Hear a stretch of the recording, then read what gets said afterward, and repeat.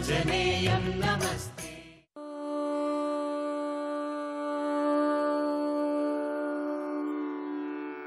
उत्तिष्ठोत्तिष्ठ सामीरि पूर्वा सन्ध्या प्रवर्तते। उत्तिष्ठ हरिशार्दूलम् कर्तव्यं भक्तपालनम्। उत्तिष्ठोत्तिष्ठ कीशेष उत्तिष्ठ विजयध्वज। उत्तिष्ठ हनुमान् वीर त्रैलोक्यं मङ्गलं कुरु। श्रीराम नाम जपसीधुरस प्रमोद। सीता मनोहर पदाम्बुज भक्तियुक्ता। श्रीराम कार्य सफलीकृत कीर्ति सान्द्रा। श्रीराम दूत हनुमान् तव सुप्रभातम्। उत्तिष्ठ कीशपति रुग्म रुचि प्रदीप्ता। उत्तिष्ठ केसरि तनूज महोरुतेज। उत्तिष्ठ भक्त जनपालन काङ्क्षितात्मन्। श्रीरामदूत हनुमान् तव सुप्रभातम्। श्रीकण्ठवीर्य जनिताद्भुत देवमौळे। ओङ्कार रूप महितोन्नत रूपशीला। षड्वीजवर्ण ललितामल दिव्य कीर्ते। श्रीरामदूत हनुमान् तव सुप्रभातम्। क्रोडाश्ववानर मृगेन्द्र खगेन्द्र कण्ठा। पञ्चाश्वभास घन शाश्वत देव देव। पिङ्गाक्ष वीण कृपामृत वारिराशे।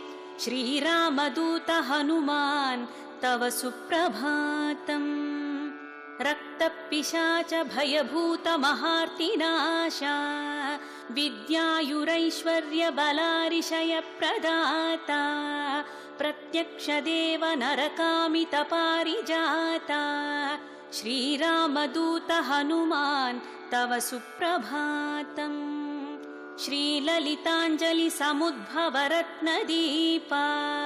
कीशेष केसरि महोदय पुत्र रत्ना। वायुर्वरात्मज महर्षि सुरासि सेव्या।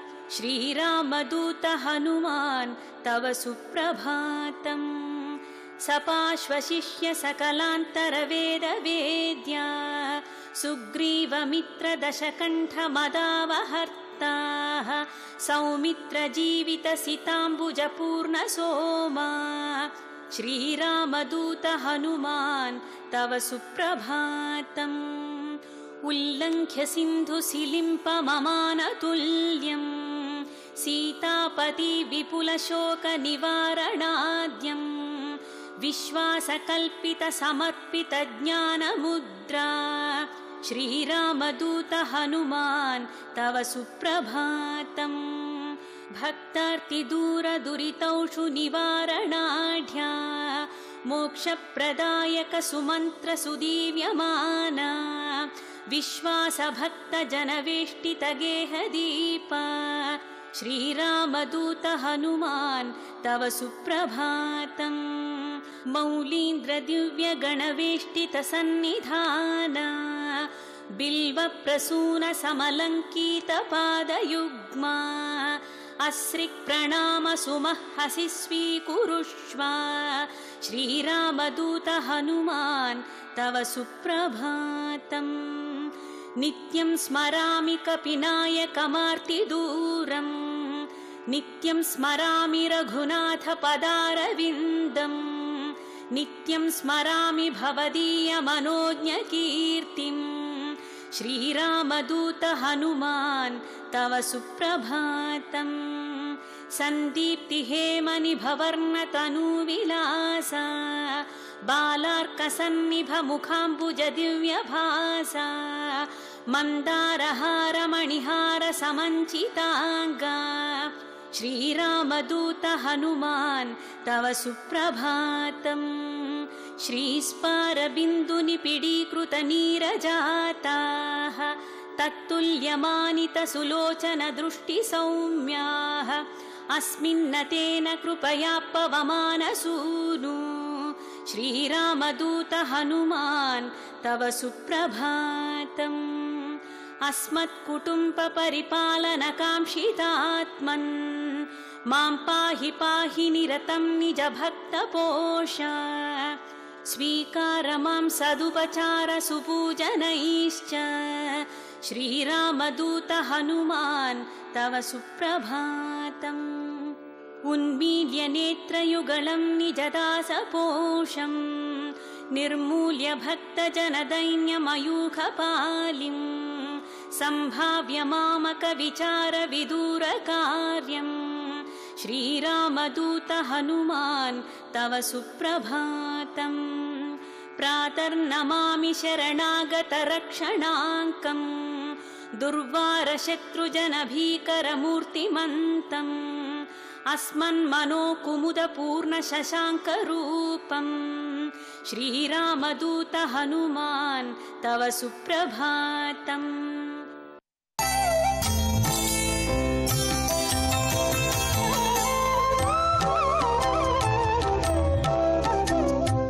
जय बोलो कृष्ण परमात्मा की जय। कृष्ण कृष्ण जय हरि गोविंद कृष्ण कृष्ण जय हरि गोपाल कृष्ण कृष्ण जय हरि गोविंद कृष्ण कृष्ण जय हरि गोपाल कृष्ण कृष्ण जय हरि गोविंद कृष्ण कृष्ण जय हरि गोपाल कृष्ण कृष्ण जय हरि गोविंद कृष्ण कृष्ण जय हरि गोपाल कृष्ण कृष्ण जय गुरु गोविंद कृष्ण कृष्ण जय सच्चिदानंद कृष्ण कृष्ण जय गुरु गोविंद कृष्ण कृष्ण जय सच्चिदानंद कृष्ण कृष्ण जय हरि गोविंद कृष्ण कृष्ण जय हरि गोपाल कृष्ण कृष्ण जय हरि गोविंद कृष्ण कृष्ण जय हरि गोपाल हरि गोपाल हरि गोपाल।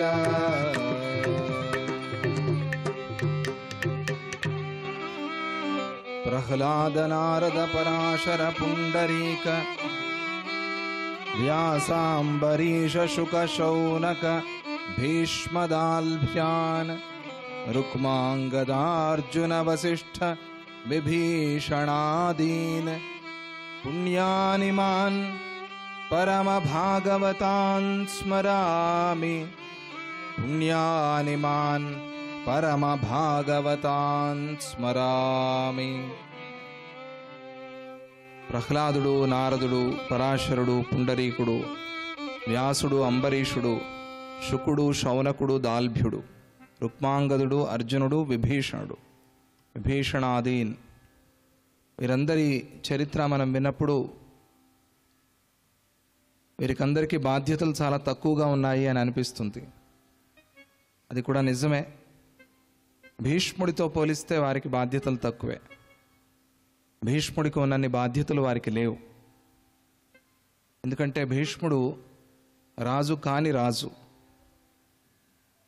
బాధ్యతలు బయటికి కనిపించని బాధ్యతలు.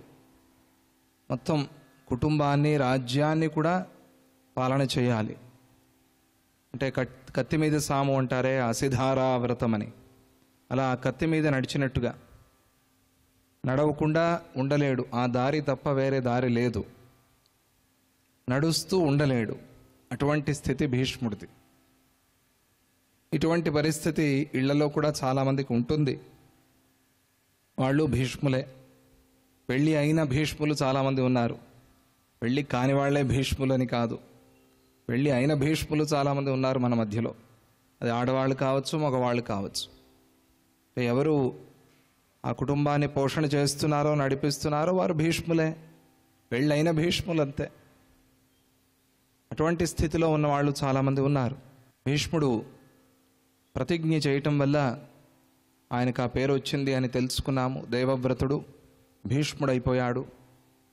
ఎంతటి ప్రతిజ్ఞ ఆయనది అంటే పూర్తిగా అసలు పేరు మర్చిపోయి ఆ బిరుదే ఆయన పేరైపోయింది. అంతటి ప్రతిజ్ఞ భీష్ముడిది. అటువంటి ప్రతిజ్ఞ చేశాడు. అది సత్య ప్రతిజ్ఞ. అంటే మాట మీద నిలబడటం. ఇది చాలా కష్టం. అది వాగ్దానం అంటారు. అన్ని దానాల్లోకి చాలా సులభమైన దానం ఏది అంటే వాగ్దానం. ఈ వాగ్దానాలు 5 సంవత్సరాలకు ఒకసారి గుర్తొస్తూ ఉంటాయి, మనకందరికీ తెలుసు. వాగ్దానాలు చేసి మాయమైపోతారు, కనిపించరు. తర్వాత మనమే అవస్థ పడుతూ ఉండాలి. అది చాలా పొరపాటు, అది చాలా తప్పు. అది మనం కూడా ఏదైనా ఒక మాట ఇచ్చాము అంటే ఆ మాటను నిలబెట్టుకునేందుకు ప్రయత్నం చేయాలి. లేకపోతే రుణగ్రస్తులం అయిపోతాం. ఆ రుణం మనల్ని పట్టుకుని బాధిస్తుంది, పీడిస్తుంది.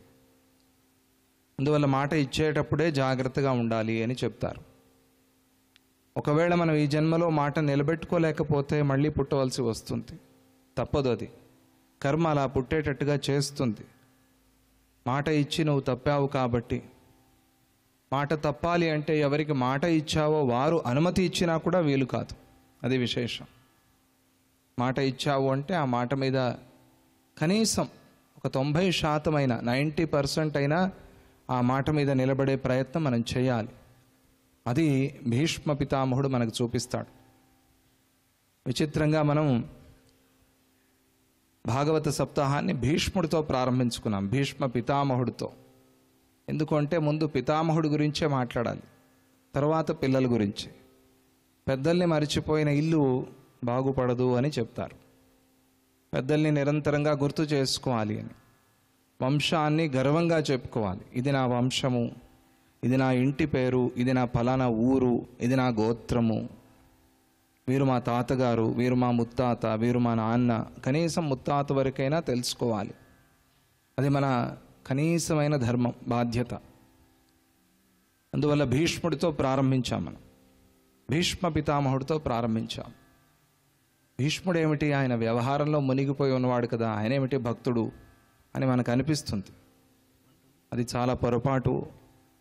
భీష్ముడికి అన్ని బాధ్యతలు ఉన్నా కూడా ఆయన భక్తిని ఎప్పటికీ మరిచిపోలేదు. భక్తి అంటే ఏమిటి? భక్తి అంటే ఏమిటి? విభక్తి లేకపోవటం భక్తి అని చెప్పారు. చాలా నచ్చింది నాకు ఆ మాట. విభక్తి అంటే ఏమిటి? విభాగం, విడిపోవటం, భగవంతుడితో దూరంగా ఉండటం. దూరంగా వచ్చేసాం మనం. దూరంగా వచ్చిన వాళ్ళని ఎందుకు వచ్చాము అంటే ఆయన పంపించాడు కాబట్టి వచ్చామంటున్నాం. చాలా పొరపాటు. ఆయన ఎప్పటికీ పంపించలేదు, మనం వచ్చేసాం. ఆయన ఎప్పుడూ అలాగే ఉన్నాడు, ఆయన ఎవరిని పంపించలా. మనం వచ్చాం. మనం వచ్చాం కాబట్టి ఆయనకి నచ్చలేదు, అయ్యో వీడు దూరంగా వెళ్ళిపోయాడే అని. మళ్ళీ తన దగ్గరికి చేర్చుకోవాలి అనుకున్నాడు. అలా చేర్చుకునేందుకే భక్తిని సృష్టి చేశాడు భగవంతుడు, మళ్ళీ మనల్ని ఆయనలో చేర్చుకోవటానికి.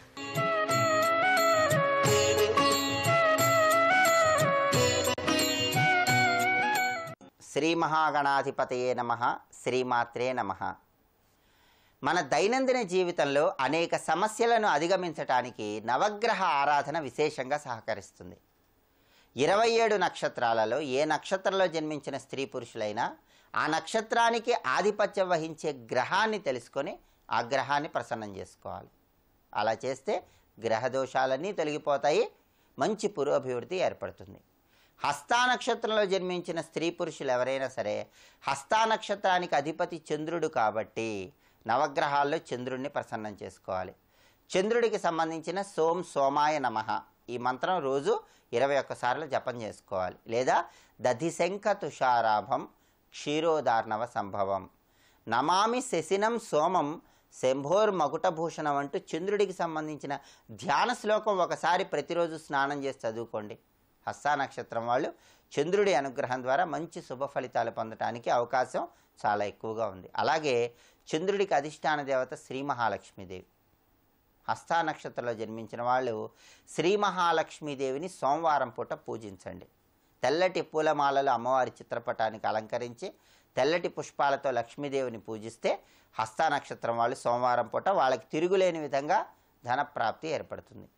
హస్తా నక్షత్రంలో జన్మించిన వాళ్ళు ఎదుటి వాళ్ళ కష్టసుఖాలని చాలా తేలిగ్గా అర్థం చేసుకునే లక్షణాన్ని కలిగి ఉంటారు. నవ్వులతో పువ్వులు చల్లేటటువంటి చాకచక్యం ఉంటుంది. అడగకుండానే ఎదుటి వాళ్ళకి సహాయం చేసేటటువంటి విశాలమైన హృదయం ఉంటుంది.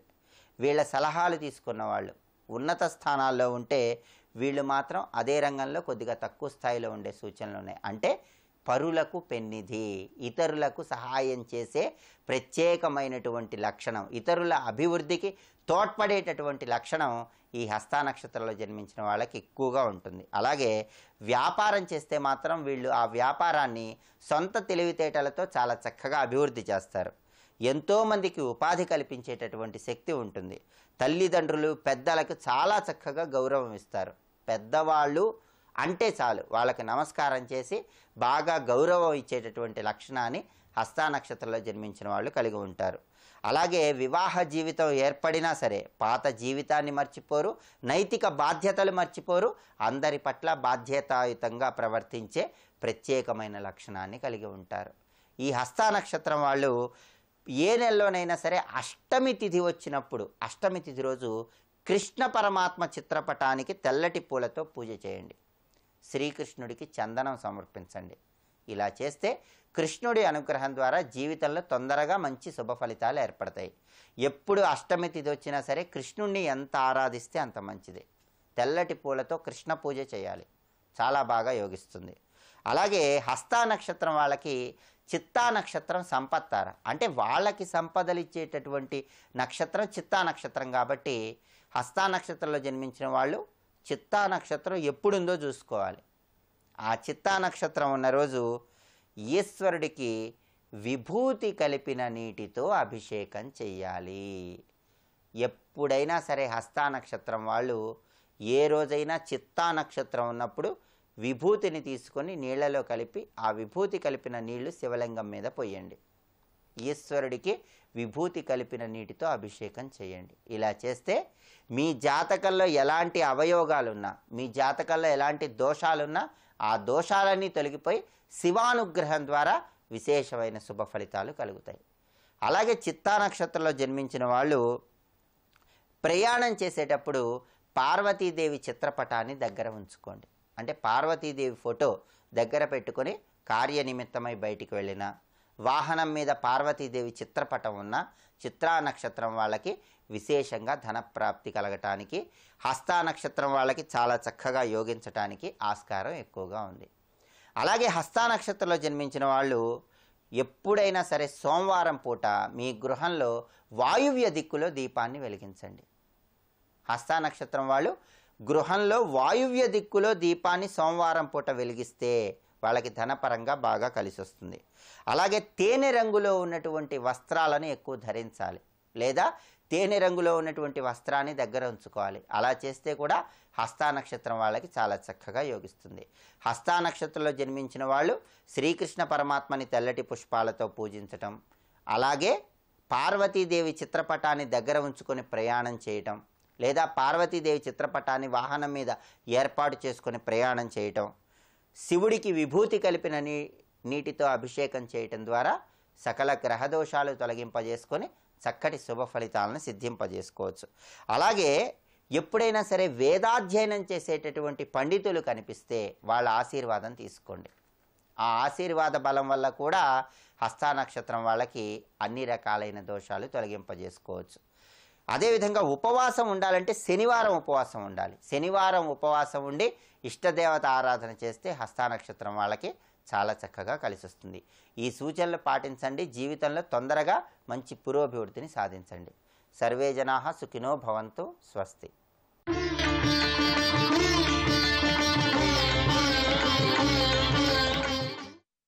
ఓం జై శ్రీరామ్. వ్యాసుల వారు శ్రీరామాష్టకంలో 2వ శ్లోకం చెప్తూ ఉన్నారు. జటాకలాపశోభితం సమస్త పాపనాశకం స్వభక్త భీతి భంజనం సదైవ రామమద్వయం. జటాకలాపశోభితం, జటాజూటములు ధరించి శోభించేటువంటి వాడు, సర్వ పాపములను నశింపజేసేవాడు, తన భక్తులలోని భీతిని భయాన్ని నశింపచేయువాడు, పోగొట్టేవాడు. అటువంటి సత్తాస్వరూపుడైనటువంటి శ్రీరాముని భజించుచున్నాను, వేడుకొనుచున్నాను. చూచారా? జటాకలాప శోభితం. ఈ శ్లోకంలో శ్రీరాముల వారు జటాజూటముల చేత శోభిస్తూ ఉన్నారని వ్యాసుల వారు చెప్తూ ఉన్నారు. రాముడు సహజంగా అందగాడు. రాముడు జటాజూటధారి అయినాడు. రామలక్ష్మణులు వనవాసం చేస్తూ గంగానది దాటినప్పుడు గుహుణ్ణి పిలిచి, ఓ ధర్మాత్ముడైనటువంటి గుహుడా, నీవు నాకు రాజ్యాన్ని ఇస్తానంటున్నావు, నాకెందుకయ్యా రాజ్యం? నేను నారచీరలు ధరించి ఉన్నాను, నేను ఇప్పుడు మునివలే ఉన్నాను, కాబట్టి మునులకు అలంకారమైనటువంటి జటాజూటములు ధరించాలి, నీవు మర్రిపాలు తీసుకొని రా అని చెప్పాడు. ఆ మర్రిపాలను రామలక్ష్మణులు తన కురులకు పెట్టుకొని జటాజూటధారి అయినారు. చూచారా? ఆ జడలంతా కూడా ముడుచుకొని ఉంటాయి, ఋషులకు కూడా అలానే ఉంటాయి. కాబట్టి ఆయన జటాకలాపి శోభితం, జటాకలాప శోభితం అన్నాడు వ్యాసుల వారు. కాబట్టి ఆ విధంగా ఆయన జటాజూటాలను ధరించినా కూడా ఎంతో శోభస్కరంగా ఉన్నది ఆయన యొక్క ముఖారవిందం. అటువంటి వాడు రాముడు. ఇక రెండవ లక్షణంగా సమస్త పాపనాశనం, అన్ని పాపాలను నశింపజేసేవాడు ఆయన. చూచారా? ఇక్కడ రామాన్న నామము సమస్త పాపాలను నశింపచేస్తుంది. ఆ నామము చాలు. నాలుకకు అలంకారము నామమే, రామనామమే, శ్రీరామనామమే. చూచారా? ఆ రామనామాన్ని పలుకుతూ ఉంటే మనం చేసినటువంటి పాపాలన్నీ కూడా నశించిపోతాయి. అమ్మా అనే పదం మనకు ఎంత ఊరటనిస్తుందో రామా అనేటువంటి పదం అంత ధైర్యాన్ని ఇస్తుందయ్యా. రామనామమే దివ్యనామము, రామరూపమే సత్యరూపము. రామనామమే దివ్యనామము, రామరూపమే సత్యరూపము. రామభజనలే పాపహరములు, రామభజనలే పాపహరములు. శ్రీరామ మంత్రమే ముక్తిదాయకం, శ్రీరామ మంత్రమే ముక్తిదాయకం. రామ రామ రామ రామ రామ నామ తారకం, రామకృష్ణ వాసుదేవ భక్తి ముక్తిదాయకం. రామ రామ రామ రామ రామ నామ తారకం. శ్రీరామ రామ రామ రామ రామ నామ తారకం, రామకృష్ణ వాసుదేవ భక్తి ముక్తిదాయకం. రామకృష్ణ వాసుదేవ భక్తి ముక్తిదాయకం. ఈ రామదర్శనంతో అహల్య, గుహుడు, శబరి, హనుమంతుడు వంటి భక్తులు ఎంతోమంది తరించారు. రామనామ స్మరణతో వాళ్ళు పులకాంకితులైనారు. ఇంతకుముందే చెప్పుకున్నాం, భక్తుడి కంటే భగవంతుడి కంటే కూడా భగవన్నామమే గొప్పదయ్యా అన్నాడు హనుమంతుడు రాముల వారితో. చూచారా? కాబట్టి రామనామస్మరణమే ముక్తిదాయకము, మోక్షదాయకము అని చెప్తూ ఉన్నాడు. చూచారా? స్వభక్త భీతి భంజనం, భక్తుల యొక్క భయాన్ని పోంగొట్టేవాడు, భక్తుల యొక్క భయాన్ని తొలగించేవాడు ఎవరు? శ్రీరాముడు. మనకు నిత్యము భయమే, పుట్టినప్పటి నుండి పోయేంత వరకు భయంగానే బ్రతుకుతూ ఉన్నాం. పుట్టినప్పుడే కేక వేశాం భయంతో, హే పరమాత్మ, నీ దగ్గర నుండి ఈ లోకానికి వస్తున్నాను, నా జీవితం ఎలా గడుస్తుందో స్వామి, నన్ను కాపాడు స్వామి అని పుట్టుకతోనే ఒక కేక వేసి బయట వచ్చాం. చూచారా? ఆ అరుపులు పోయేదాకా అలానే ఉన్నాయి. మధ్యలో ఎంత సంపదలు వచ్చినా, ఎంత బంధువులు వచ్చినా, ఎంత స్నేహితులు వచ్చినా, ఎంత సంపాదించినా ఆందోళన మటుకు ఆగడం లేదు. నిత్యం భయంతోనే మన జీవితం గడిచిపోతున్నది. బస్సు ఎక్కాం, కారు ఎక్కాం, గమ్యం చేరే వరకు నమ్మకం లేదు. ఒక బస్సు ఎక్కాం, ఎలా ఉంటుందో ఏమో. ఇక విమానం సంగతి హరి ఓం తత్సత్. ప్రయాణాలు ఈరోజు స్పీడ్గా జరిగిపోతున్నాయి. అవి పడిపోతాయని ప్రయాణం చేయకుండా ఉంటామా? ధైర్యంగా ఉండాలి. బీ బ్రేవ్ అంటారు వివేకానందుల వారు. అసలు భయపడితే ఈ ప్రపంచంలో ఏం చేయగలం చెప్పండి? కాబట్టి అభయం ఇచ్చేది ఆ భగవంతుడే. భయాన్ని లేకుండా చేసేవాడు ఆ శ్రీరాముడే. ఆ అభయహస్తుని యొక్క నామస్మరణే ముక్తిదాయకము. ఓం శ్రీరామ జయ రామ జయ జయ రామ. ఓం శ్రీరామ జయ రామ జయ జయ రామ. జై శ్రీరామ్.